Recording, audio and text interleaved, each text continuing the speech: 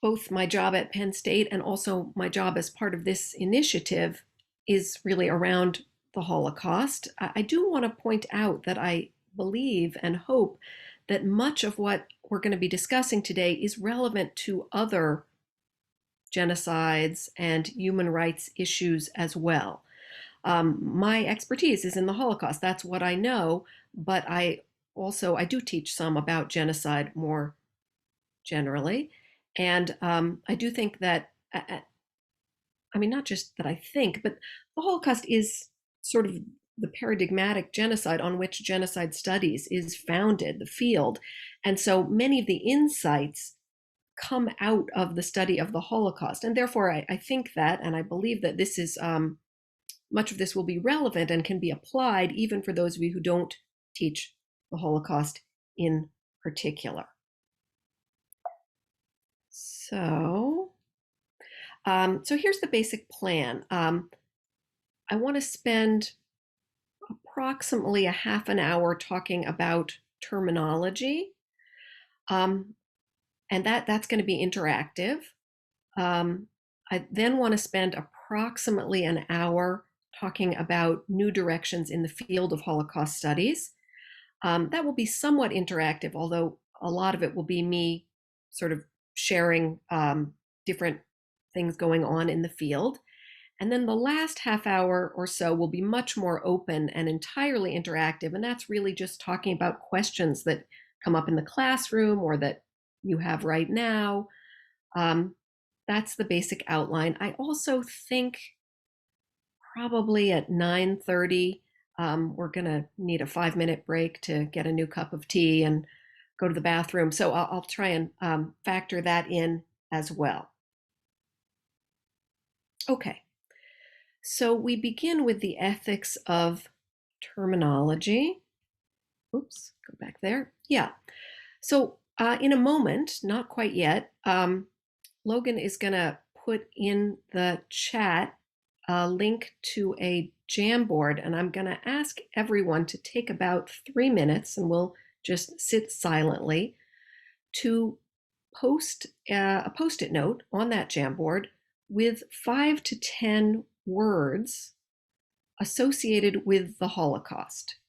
Yeah, just what comes up. It can be longer than 5 to 10 if a lot comes up for you. It can be shorter if you don't think of that many words. But what are the primary words that when we talk about the Holocaust, when you even hear the word Holocaust, come to mind?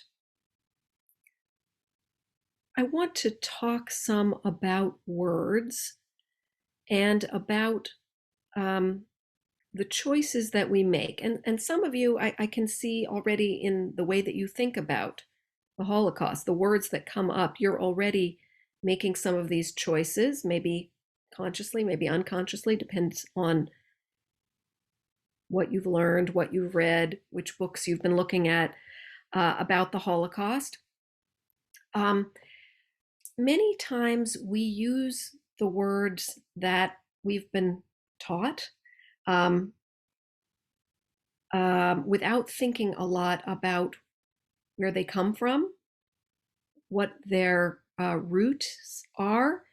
And so I'm interested particularly, I mean, it's great to see this whole list, and I do want to save this. A lot of these are sort of emotional words, and but some of them are more technical words about the Holocaust. And those are the ones that interest me in particular for these purposes, for today, because I want us to think about the words that we use in the classroom and what we're conveying when we use those words. And this is very much something that comes out of my own classroom teaching. I also teach about the Holocaust, and this is something I spend a lot of time thinking about. One wants the course to be comprehensible to those in the room, not to be so complicated. But on the other hand, we need to be careful with some of these terms that some of you have raised on your notes here. So if we could now switch sharing, Logan, if you will now turn yours off, thank you. And I'm going to go back to sharing my screen. I also see there's someone waiting. I don't know if you all are aware of that. Okay. So some of the words, and some of these did appear on your lists, and some of these did not. This is basically a list of words that I don't use, that I have decided not to use in the classroom because they come from the Nazi handbook of propaganda. And propaganda was a word that many of you used in your own lists. Um, the Nazis were rather brilliant at propaganda, and particularly at euphemisms, at coming up with ways of talking about what they were doing and to whom they were doing it that hid the reality of what that was. And so I want to talk about some of these terms that are typically used in the classroom, and some alternative suggestions, and a little bit about why I think they're problematic. So I'm just going to go through them and say a few words about each of them, but I'm also happy to um, answer questions along the way. So many people consider Kristallnacht to be sort of the start of the Holocaust, leaving aside periodization, which is a whole complicated issue in itself. It's often taught as kind of a fundamental moment when things change, when violence begins, of course, in November of 1938. Kristallnacht means, of course, crystal night. It's rather beautiful when you think about it. You think of a chandelier. It's the name that the Nazis came up with to describe what was a hate-filled spree of violence. And so, whereas we used to, for a long time, scholars refer to it as Kristallnacht because that was just what it was called, we've now taken to referring to it as the November pogrom, which in fact describes what it was. We've also realized, and this is just incidentally, I won't go into the details here, that there was much more violence than we realized. Oftentimes, the November pogrom has been taught as a destruction of property, a little bit of a, trying to scare the Jews to leave town. But actually, the level of murder, the very specific use of violence, and the quite systematic expropriations we're only now beginning to understand. So there's a word that there is an alternative for. Anti-Semitism, there is no alternative for. That's all we have. However, I am careful in the classroom, although one can't control all of the textbooks that we use. They will use the hyphen and the capitalization. But I don't spell anti-Semitism separated with a hyphen because, again, it's a word invented by anti-Semites, which presupposes the existence of Semites. That is, once you capitalize Semite, it suggests that there is such a person. There are Semites. There are this other kind of people, this quote unquote race of people who are different from the rest of us. In fact, there's no such thing. We now know that all races are constructed categories, but Semites aren't even a people, a self-defined people. There is, and historically was, a group of Semitic languages. And those who hated the Jews took that term from linguistics and pulled it into racial politics in order to be able to separate out Jews and make them different. I don't like the term anti-Semitism at all, but there isn't an alternative yet to that.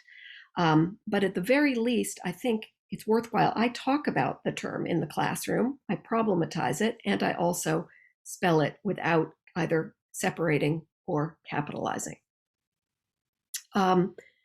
Extermination.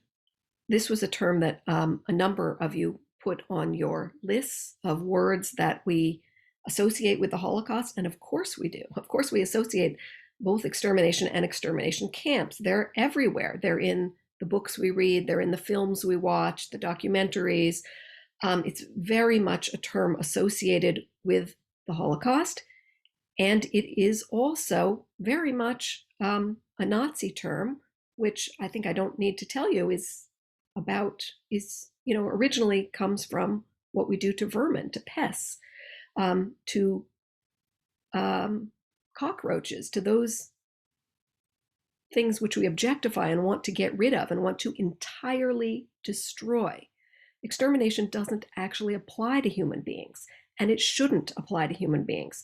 And so, despite the fact that it's very much used in a great deal of literature about the Holocaust, I think we need to be careful. And again, I think we need to problematize the term, to point it out to our students where it's written and suggest that they not use that term and ourselves not use that term. And we can talk about genocide. And of course, that requires explanation also. What is genocide? But also now in a lot of more recent scholarship, we tend to write about death camps. And some of you used that term also on your post-it notes, and murder centers instead of quote unquote extermination camps. I also saw that some of you used quotation marks on your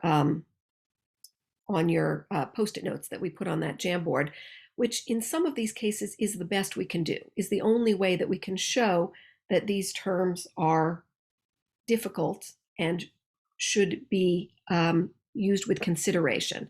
And that's true, for example, for the term Aryan. Again, an invention. There is no such thing as an Aryan people. I probably don't need to tell you that.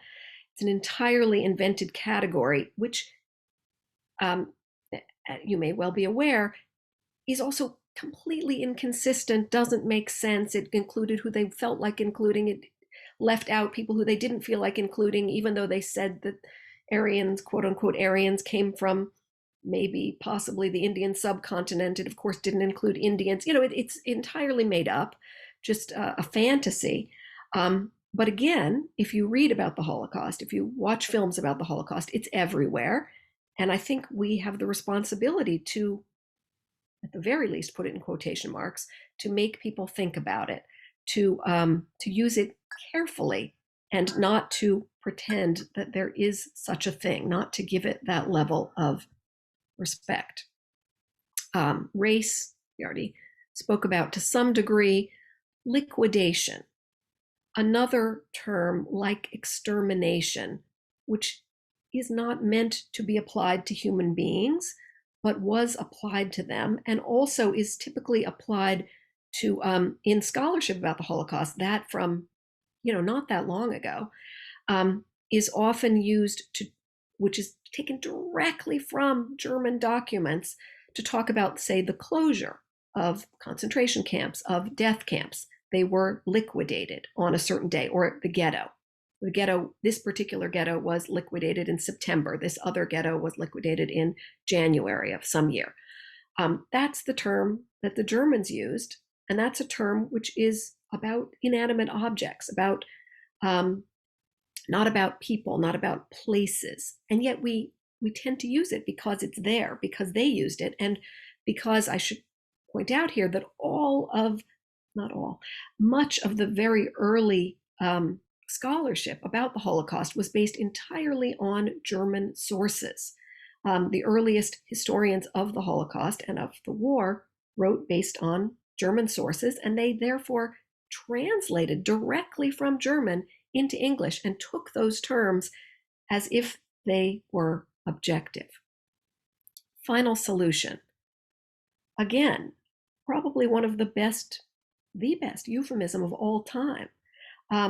It's a term, as you know, that was used beginning in early 1942 is the first written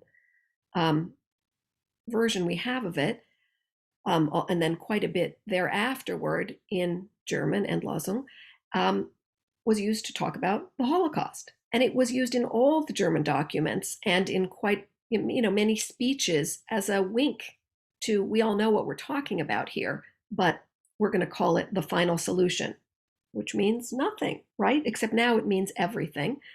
But again, why should we, in our classrooms, use that term? Why should we allow the Nazis that kind of posthumous victory and allow them to cover up what was genocide, what was a mass murder program that they were planning very carefully? Um, I could go on and on with all of these terms, but another common one that's again used in a lot of the scholarship is Judenrein, meaning directly clean of Jews, right? Pure of Jews, a place where there are no more Jews. It is therefore clean in German. I think I don't need to point out why that would be problematic to use. Sometimes it's there, it's in the documents. The students will see it they'll certainly hear it if you play testimonies, they'll hear it all the time, or documentaries. But we need to think about what it means, be careful in our use.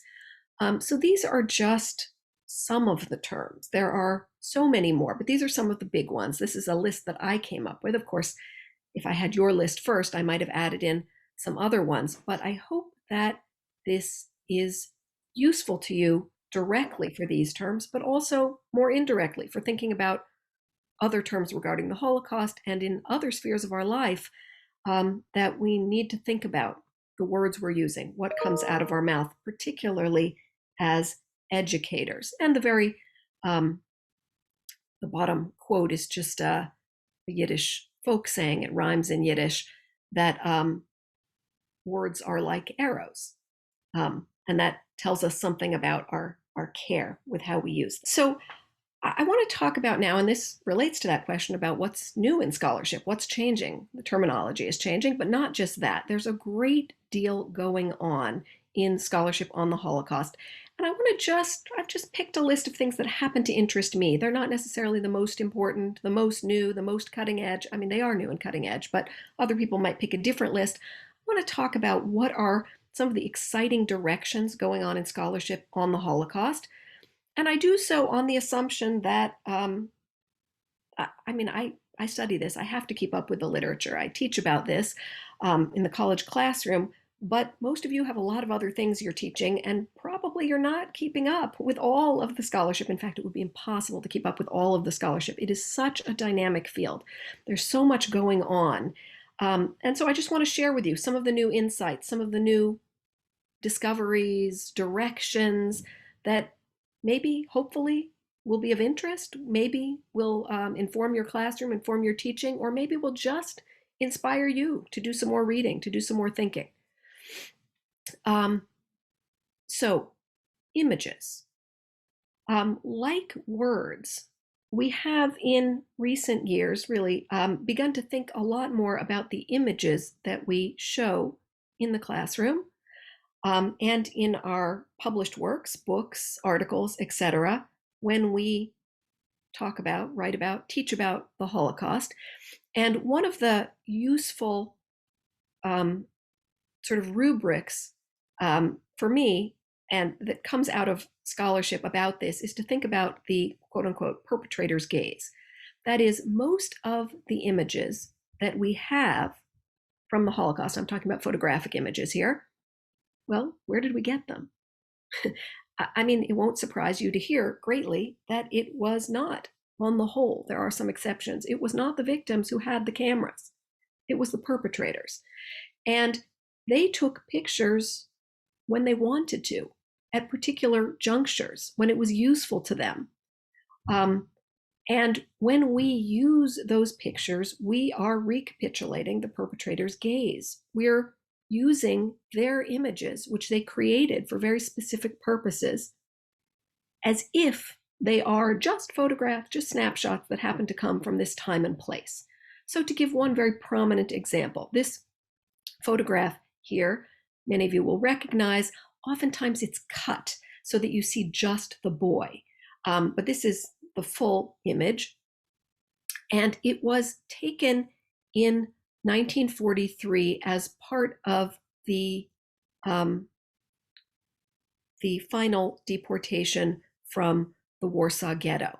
So toward the end of the Warsaw Ghetto uprising, Jürgen Stroop, who was the commander of the German forces going in and trying to close down the Warsaw Ghetto, which had been the largest ghetto in all of Europe, was very pleased with himself for managing, with his well-fed, well-clothed, experienced army, managing to smash an uprising of a handful of teenagers without any weapons or training, and decided to celebrate, to make a photo album.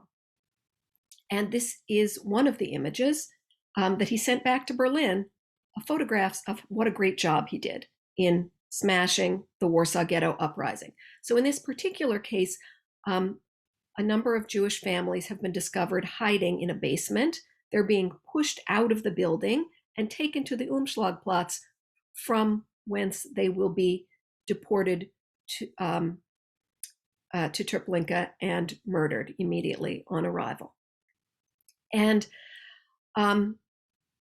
so Stroop wanted, he chose which photographs to include in his album and which ones not to. He sent out photographers around the ghetto to capture what was going on.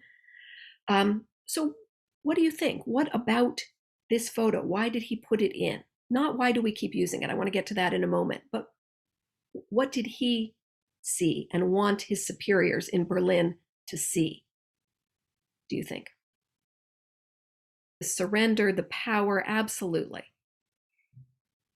Good. So this is the perpetrator's gaze. This is them looking at these powerless Jews.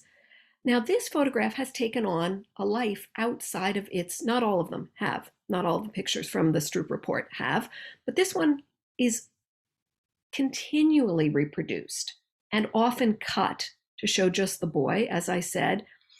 And it's used, or at least it's the people who put it on the cover of their books, inside their books, who show it in their classrooms, want to read it against the grain. So why do you think it's become such a popular image? What is it that people see and try and bring out here? And although certainly they're not dressed exactly like we're dressed, there's also, I would say, as well as being children, it's harder to, when you see, the concentration camp garb and the shaved heads, it's harder to associate ourselves with those people. But these people, look like our grandparents. These are people we recognize, people who are dressed like human beings, still have hair. So I understand and sympathize with the use of this image. And children are both for connecting with other children, but also outside of that. Children are children, but they're also symbols. All of us feel more sympathy for children. It's a way of humanizing the Holocaust. At the same time, though, I do think that we need to be aware of the perpetrator's gaze, of what's going on here. And as you may be aware, this image has very much entered the public sphere, but the Holocaust Museum, for example, the United States Holocaust Memorial Museum, which has a very fine collection of images, does not allow them to be cut in any way. When you get permission to use them, you have to show the entire image. So I also have, I think that's important as well, to show the context, to show what's going on, and to talk about it. So that's some thoughts on photography. And then I also just want to look at the bottom image, which is to think a little bit about propaganda images, because that's something else that many of us use in our classroom. They can be very effective. They're often very well done, beautiful, bright. They draw you in. This is an image from a children's book. A children's book that someone actually gave me. This is what happens when you study the Holocaust. People think you want things like this. There's a number of issues. So I think I don't need to tell this crowd what we see in this image. However, if I introduce this image in the classroom, my students don't know the same anti-Semitic tropes.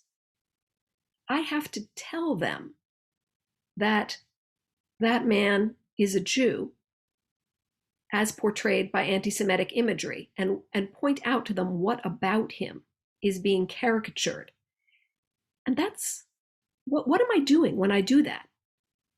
I'm teaching them what the anti-Semites believe, right? I'm pointing out to them the infamy of the Jews um, in Nazi thought, but that is somewhat dangerous to do. Maybe it's dangerous not to do also. But my greater point here in talking about images, both photographic and propaganda, is that we need to be extremely careful about what we show. Now, of course, they're going to see things that we don't show them too, but what we actually bring into the classroom, or if it's in textbooks, what we hand to them in their textbooks and get them um, to think about where those come from. And we ourselves need to be aware of the perpetrator's gaze and what it is, why those images were created in the first place. And to my mind, I mean, I do use images in the classroom, but there are also some images that I will not use, that I've chosen not to. And in my writing and also in the classroom, that I think are beyond the bounds, that there is nothing to be gained by looking at those images. Sure, they can find them on their own, but I don't have to bring those in where the level of humiliation is something that it's clear to me that any human being, even if I can't ask that particular one, would never want to have that image of her shown. She didn't have a choice. So there's the ethics of our use of them, and in terms of how we teach, but there's also thinking about the victims and how they're being portrayed and whether the possible benefits outweigh the humiliation to that individual, and also the way that we're bombarding our students potentially with images of Jews either as lecherous bankers or as victims. So that is some thoughts on images. Testimony. This is another area where there's been quite a lot of thinking, writing in recent years. Famously, this sort of the period from the 1970s on, one scholar called the era of the witness. Whereas Holocaust scholars who came to the West after the war found that people didn't want to hear, weren't the slightest bit interested in hearing what they'd been through. That began to change for a whole bunch of reasons we could spend more time talking about, but is not the main purpose of today. And the survivor, with a capital S, was raised to this important level in our society, someone who has wisdom, someone we should learn from, someone we should take seriously. And their words, whether in written testimony, in video testimony, in memoirs, in early testimonies, and later ones, have become very crucial to our teaching, I hope. There's some wonderful testimonies, and they should be used to get the perspective of people living through this experience, and increasingly to our writing. There was quite a lot of prejudice among scholars in the many scholars, not all, in the early decades after the war, that German documents were objective. They were documents. They had numbers. They had specifics. Whereas testimonies, it's all very subjective. People say what they felt, not necessarily what they saw. They couldn't really be trusted. And that has very much changed in recent years. We've turned to using testimonies. I should mention that scholarship in Yiddish all along, from the very beginning, from literally 1944, when Philip Friedman was liberated in Lvov, he began using testimonies right then. In Yiddish testimony, in Yiddish scholarship, but a lot of that wasn't translated and didn't really have a great influence on the field more broadly. So in terms of using testimony, so on the assumption that these are wonderful and that you're using them in book form, in video form, you're bringing them into your classrooms, and I hope you are, I want to think about mediation um, as a concept to keep in mind as we use these wonderful, remarkable, valuable sources. It's very easy, and I'll focus primarily on video testimonies because they're so easily available now. We can find them online. There's a lot of, even without, having membership in all of these organizations, you can still get access on YouTube and elsewhere to a lot, hundreds and hundreds, possibly thousands of video testimonies of Holocaust survivors. It's easy to think when we watch those testimonies that it's just a person just simply telling their story. That they've just been given the freedom and the place and the space just to talk about what happened to them. And it's easy not to see the multiple levels of mediation that control and influence and affect what story they tell, which story they tell, how much of their story they tell. So I want to just point out a couple of areas of mediation for us to keep in mind. One of them is any of you who've watched from the Shoah Foundation, the Visual History Archive video testimonies, and those are some of the most accessible because they tend not to be that long, will have noted at the end this rather beautiful moment when the family comes, right? The grandchildren, the great-grandchildren, the children, they all gather around the couch or the chair, and you see them all, and it's this moment of redemption, right? This person had a terrible, terrible life, but look, things are okay. This person made it through. They have a family. They've gone on. And sometimes the family talks about that person and what an important influence they've been in their lives. Sometimes they don't. That is an entirely cinematic and American ending. That's the happy ending. That's redemption. If you watch testimonies produced in other countries, they don't have that ending because that's what we like. That's what we crave. If you watch testimonies produced in Israel, for example, and there are many, there's a number of Yad Vashem, but other organizations also collect testimonies in Israel, they end with Aliyah and fighting in the War of Independence. That's their redemption. That's what they think is important at the end, is that they found meaning in their lives by becoming Israeli, by joining this nation. If you watch Eastern European testimonies, they end in a different place, which is all to say this is unconscious. This is not that somebody made a plan, but this is how testimonies are mediated by place. They're also mediated by institution. The kind of questions that the Shoah Foundation asks are different from those that the Yale testimonies ask.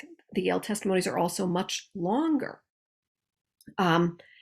They are much more about the psychology, the emotional experience, and much less about the occurrences than the visual history ones, for example, or the USHMM ones.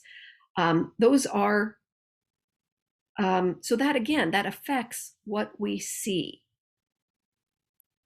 So that there's many other ways in which testimonies are mediated, but I just put those forward as examples to think about, again, as you use these testimonies, and I hope you do, just to be aware that there isn't really such a thing as unmediated testimony, and particularly when we show only sections. And I understand that it's not always possible to give students an entire testimony. Sometimes the entire testimony is hard for them to understand. There's a lot of, everybody has an accent. Some of the words are difficult. Sometimes they really need help getting through them. Somebody literally asked me last year, what is a kettle car? She keeps talking about a kettle car. And that's a college student who had been in a class on the Holocaust for a whole semester. And timing wise, you don't necessarily have time to watch a whole one, but particularly when we choose just sections to pick out, that's our own mediation. We're choosing what's important, what we want to show. And not that that's wrong, but that it's a choice, and we need to be aware of those choices. And in scholarship, we're much more conscious now of our use of testimonies. Just as a small example, my personal, I have made a rule for myself that I always watch an entire testimony, even if I need one moment from it. I know that this person was in, one place that I study.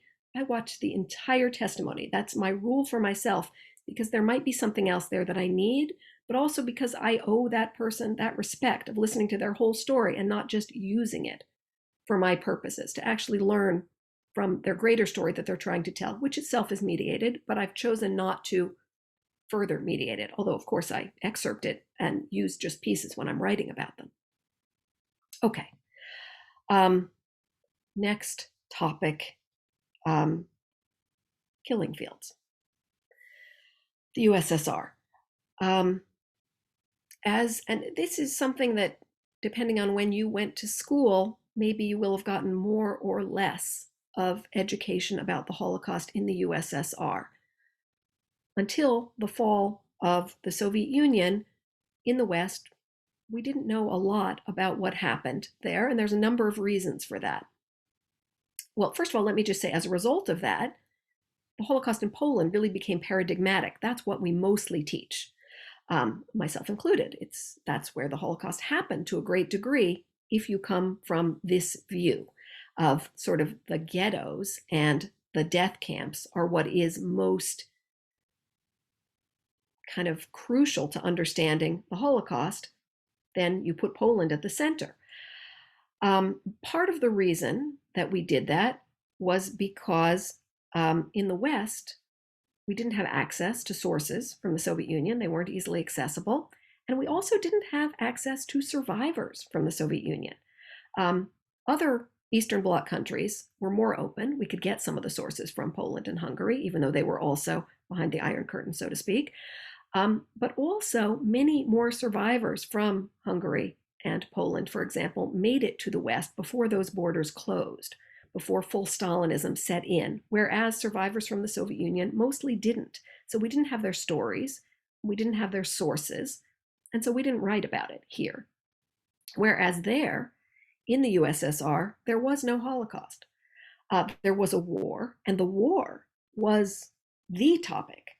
It was, if anyone who studied or spent any time in the Soviet Union, or every movie, it was about the Great Patriotic War. It was a major topic. It was the topic. It replaced the revolution as what brought the country together. But everyone was targeted according to the Soviet way of looking at the war. All Soviet citizens were targeted and were murdered and were killed by the perfidious Germans.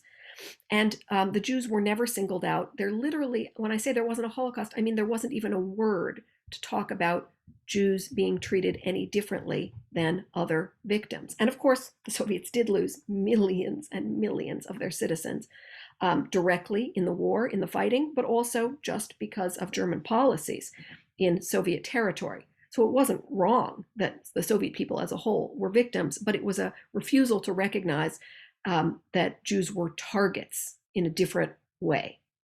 So scholars in the Soviet Union weren't writing about the Holocaust, and scholars outside weren't, and therefore it just wasn't part of the story we were telling. And as a result of that, if we look back at those lists from the beginning, I would warrant that Auschwitz comes up, but probably Babi Yar doesn't. When we think about the Holocaust, we think of camps, whereas most Soviet victims, Jewish victims of the war, were killed in place, were killed within a few kilometers of where they lived. The photographs of what the Holocaust looked like in the Soviet Union are like this one from Ponary, which is a killing site outside of Vilna, where most of the Jews from Vilna were killed. And this is a photograph of my students visiting there in 2019. And I show you the photograph to point out that it's a beautiful place. This isn't a death factory. This isn't what we think about. It's perversely a lovely place. That's what the killing sites look like. 1.5 million Soviet Jews were killed in forests, in pits that are still right near those towns. In some cases, those places have actually been incorporated into towns. They were so close by that the town has now absorbed, and they're part of towns. Those are just places. They're everywhere. They're all over. And it's a very different Holocaust.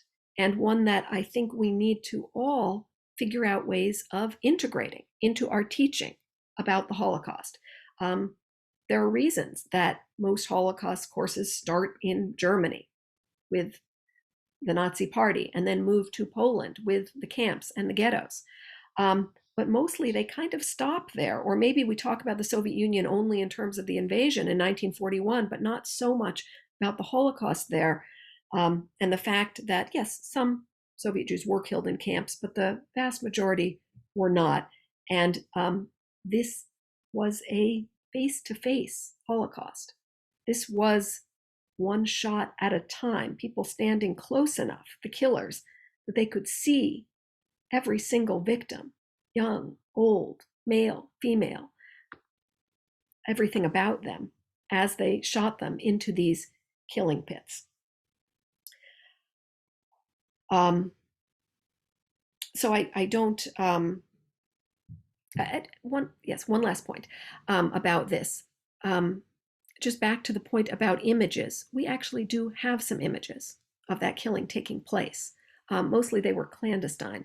That is, they were perpetrators' gays, but they were perpetrators who weren't supposed to be taking photographs of that particular element. Nonetheless, there's an example of something I don't use in the classroom. I'm just not going to show human beings shooting other human beings. So I've given you a photograph instead of a pit, their bodies underneath, but we can't see those bodies. And that's a choice that I make as an educator. All right, so this is my point here about integrating the Holocaust in the Soviet Union into our teaching. I will then continue with this discussion of just some of what's happening in Holocaust scholarship. I think one of the most exciting areas right now is in looking at Holocaust within different local contexts, sometimes national contexts, sometimes much more local than that. And part of what we're realizing as a result of that work is just how different the experience of the Holocaust was from town to town, from ghetto to ghetto, from country to country, that it becomes harder in many ways to talk about the Holocaust, to teach about, to give an example of what the Holocaust was, because it looked so different from place to place. And really the best work that's being done right now is, a great deal of it is not being written in English. There are now scholars all over Europe from different countries who are writing about the Holocaust there using tiny little local archives that the rest of us, even if we learned all those languages, couldn't even get to, wouldn't know about, wouldn't get in the door once we got there, to find out exactly what happened in particular towns. When I was a fellow at the Holocaust Museum some years ago, I had scholars from Latvia, Germany, Romania with me in my cohort when I was at Yad Vashem. Most recently, fellows from Greece, from Poland, all of those people who that's their native language, that's their native culture, who are doing that very local research and telling us so much more about the context and the unfolding of the Holocaust in those different places. Some of them are writing in their native languages also, and thus it's not that accessible to the rest of us, but bit by bit it is being translated and we are learning much more about it. So I think why this is relevant to all of us, hopefully we'll learn more about the Holocaust in these different places and be able to bring that into our classroom, a much more clear understanding, but also depending on for those, many people I know use literature in the classroom, we certainly have the ability now to provide much more context for any testimonies or other writings that we bring into the classroom to tell a lot more about what happened there, what didn't happen there. And so just to give you the most common examples, and this was the case when I was in high school and middle school, and according to my students, is generally still the case that, I mean, maybe not in all of your classrooms, but my students tell me that still Anne Frank and Elie Wiesel are the most commonly read works. So I just want to give a couple examples of how context is important in those cases for introducing and writing and talking about in the classroom those works. The country with the highest number of righteous among the nations, according to Yad Vashem, is Poland, which also had the largest Jewish community in Europe. The country with the second highest is the Netherlands, which had really about a tenth of as many Jews. So why is it that there are roughly 6,000 righteous among the nation in Poland and roughly 5,000 in the Netherlands? Are they better people? The Franks were able to hide for a long time there. They got a lot of help.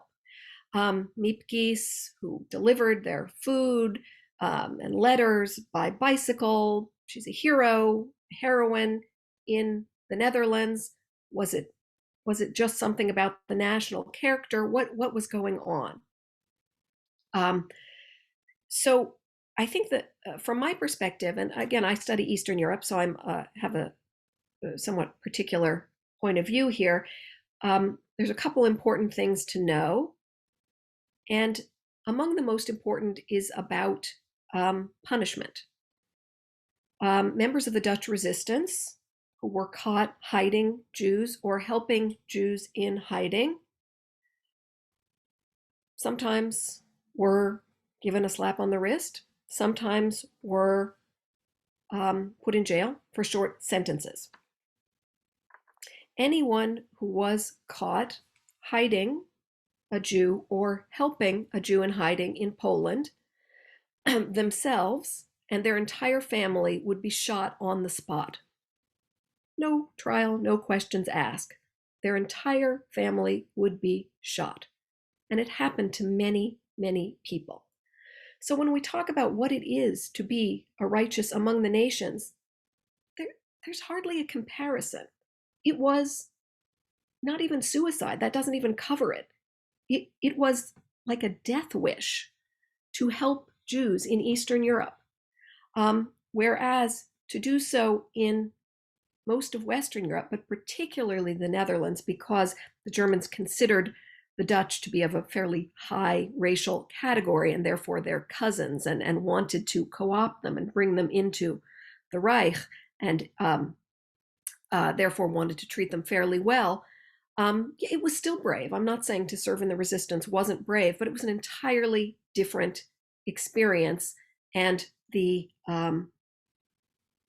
results of helping others were not commensurate.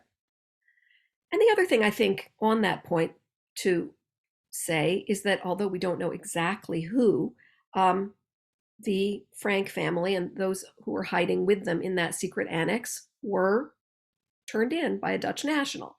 That is to say, even with those better policies, that doesn't mean that there weren't some people in every country who found reasons to collaborate. And that's an important aspect to tell also. Yes, of course, we want to be inspiring and tell good stories, but certainly not all good stories. So that's in terms of just some thoughts on context. In terms of Elie Wiesel and Night, I think one of the most confusing aspects about the beginning of that book is how they could be so ignorant. It was 1944, and he claims that his family, his town, his entire Jewish community knew nothing about the Holocaust. It's hard to take in. So I think there's a couple important contextual points to make there, and maybe you're already making these in your classroom, but I just want to put them out there as examples. Of course, the family and the town was very isolated up in the Carpathians, not an easy place to get to.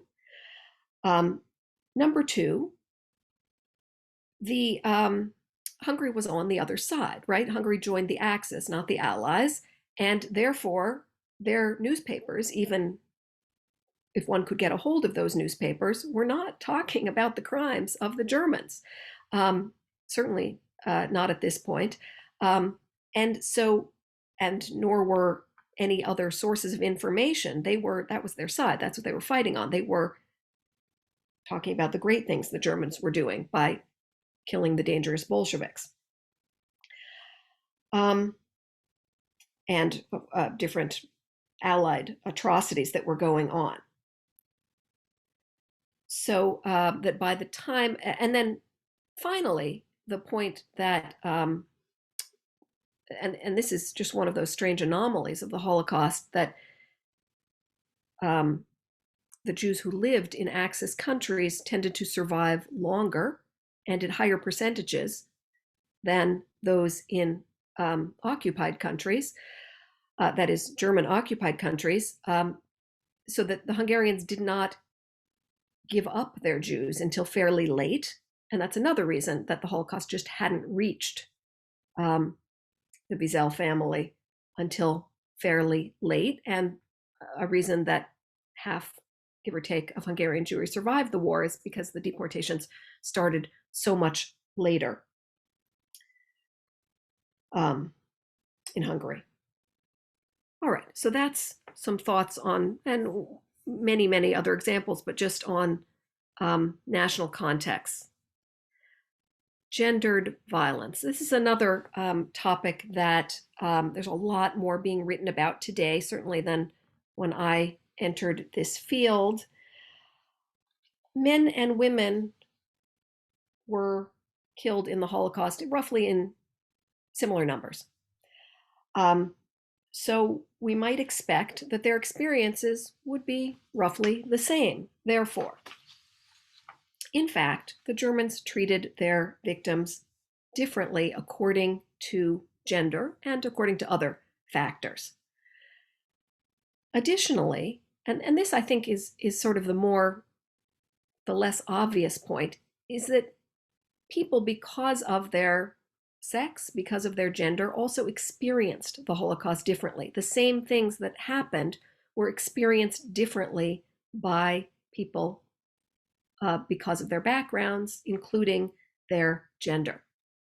There are some people, including some survivors, who don't think this is an appropriate topic, don't think we should talk about gender, because all Jews were targeted. They were all going to be killed. And does it really matter? Is it important to talk about these differentiations? I think it does matter. I don't think it's the most important, the thing that is necessary, first of all, to talk about. But actually, once we start using a gendered lens, I do think we make some important discoveries about the Holocaust. And so just a couple examples of that. Because women were capable of having children, many of the acts of violence perpetrated on them had to do with their capacity as life givers. And I do not want to give you examples, and I don't think I need to, but you've all heard those stories, those horrific stories. We're talking here about sort of humiliations and public violence that were part of the Holocaust, not necessarily the killing. What happened to men? Well, men were attacked often for their religious garb. Jewish men stood out, and so they were attacked because of that. Women were attacked because of their capacity to give life, and therefore the kind of attacks upon them were on those aspects of them. And so I'm not talking purely about sexual violence, but also other kinds of violence against women here. So that's one example of the difference, the importance of looking at gendered violence, but also in terms of experience. I think one of the most powerful examples is about hair. We've all heard examples. Everyone was shaved in most concentration camps. And that was about disease, and it was about lice. but it was also about dehumanization. It was about making people not look like people, partly so the guards wouldn't treat them as people, taking away their humanity for those who viewed them, but also for themselves. If you've read a number of accounts or listened to a number of testimonies, it won't surprise you to hear that women write very differently about losing their hair than men do. Overall, of course, there's always going to be exceptions, but overall, for men, it's part of the experience of entering the camp. There were a lot of terrible things happening to them. They were being beaten. They were cold. They were hot. They were thirsty. They were being separated. They didn't know which way to go. They were shaved. They got these uniforms. All of it is one piece of just this terrible initiation. For women, it's a turning point. It's the moment, in many cases, where who they were before was taken away from them, where they lost who they were. They were unrecognizable. They were unsexed. They lost whatever beauty they had, whatever sense of self that they had. They saw that as a moment of change. So that's just one example. Again, there could be many others of the ways in which looking at gendered violence can be useful and has become much more a part of the tools that we use when we study the Holocaust. Other victims. Again, many of you teach about the Holocaust. This is not news to you that there were other victims. I studied Jewish history. Jews were the primary victims. They were the preliminary victims. They were certainly, in terms of the rhetoric of the Nazi Party, they remained the most important victims, but they were not the only ones. And I assume that many of you are already teaching about discrimination against disabled people and murder as well, against LGBTQ people, against Jehovah's Witnesses. That all of these groups were treated differently in German society, differently from one another, differently from Jews, but were all victimized in different ways. And it's important to mark that. But I do think that the group that has been most left out of our teaching and scholarship on the Holocaust has been the Roma and Sinti and other tribal peoples in Europe. And there are a number of reasons for that. And by the way, Paraimos is one of the words that is used by Roma, sort of like Shoah. It's an internal word to talk about the Holocaust, but it's not the only word. It's just the most commonly used one. Just want to go to the next slide. Yeah, so a number of reasons for that. One is that most of the killing of the Roma and other tribal peoples was not documented. The Germans didn't write about it because most of it happened in Soviet territory. Now, we know something about the murder of Jews in Soviet territory, but the murder of Roma there was much more, what took place in the same way, that is, in local killings, and was much less noted and documented. And in addition to that, some of it was outside of towns. That is, some of the Roma people were sedentary and lived in towns, but some of them were not, and therefore they were killed without even there being any witnesses, just where their encampments happened to be. There wasn't, the Germans didn't write about that. It was sort of something they were doing a little bit on the side. There's not, sort of the buildup of discrimination against Jews, the separation of Jews from the rest of society. That didn't happen as much with the Roma, partly because they were already somewhat separate from society, not all of them, but many of them, and partly because the Jews were just a so much larger population that they got much more attention. And another reason that there has been less writing about the Holocaust perpetrated against these groups is that they themselves did not get involved in scholarship about their Holocaust experience until fairly recently. So there is now a lot of information available. Not so much in books. There's still not a lot there, and a lot of it is not of great quality, but online, tremendous. There's museums, there's sites, there's wonderful resources available to bring into the classroom with testimonies, with photographs, with descriptions. And I just, gathered a few to put on a slide as examples. These are not necessarily, they're certainly not the only ones. They're not even necessarily the best ones. And probably your students are better than I am at finding other sources. So just another example of the ways in which we need to continue to expand what we teach and how we teach and what we're teaching about. Okay, and lastly, memory studies. This is a burgeoning field, and it's also, like genocide studies, it's somewhat of an offshoot of Holocaust studies. That is because of scholarship on the Holocaust and on memory and commemoration and on museums and memorials and monuments.